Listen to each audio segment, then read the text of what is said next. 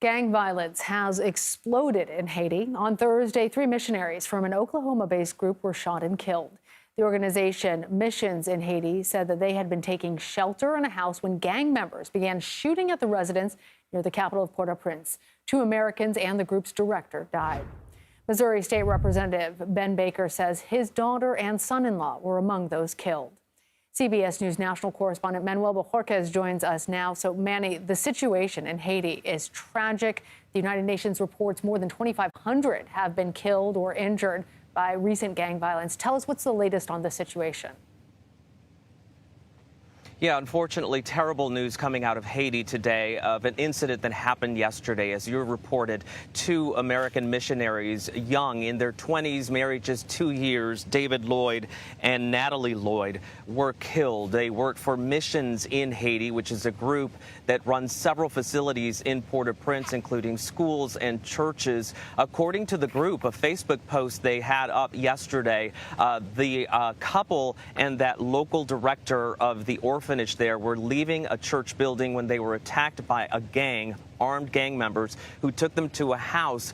David Lloyd, who affectionately was known as Davy, according to the group, was tied and beaten. When another gang showed up at the same location, there was some sort of shootout, and in all of that, the 2 Americans and that local Haitian missionary were killed. All of this, of course, goes to highlight the dangerous situation, not only for missionaries carrying out work in Haiti, but for the more than 11 million residents of Haiti who for years now have been subjected to kidnappings for ransom and, of course, poverty and hunger, which is afflicting the island. And Manny, what more do we also know about these victims and what happened during the shooting?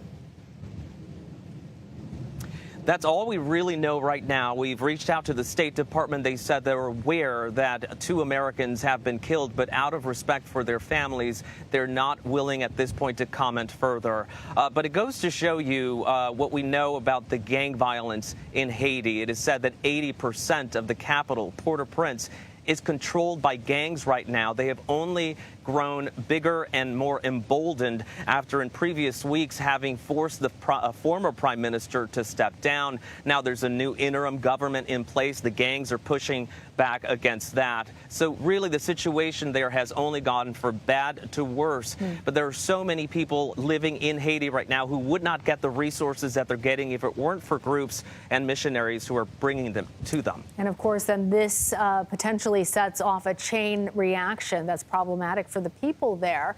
But I also want to ask you about the state visit with Kenya's president. During that time, President Biden pledged support for Kenya's efforts to combat gang violence in Haiti. What are we hearing now from the White House?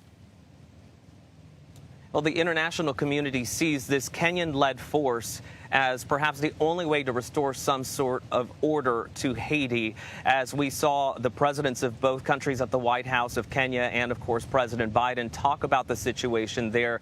They're hoping it will be something that can restore order. But those troops, that international police force, I should call it, it has not yet arrived, and it remains to be seen exactly what they will be able to do. All right, Manuel Bojorquez, thank you, Manny.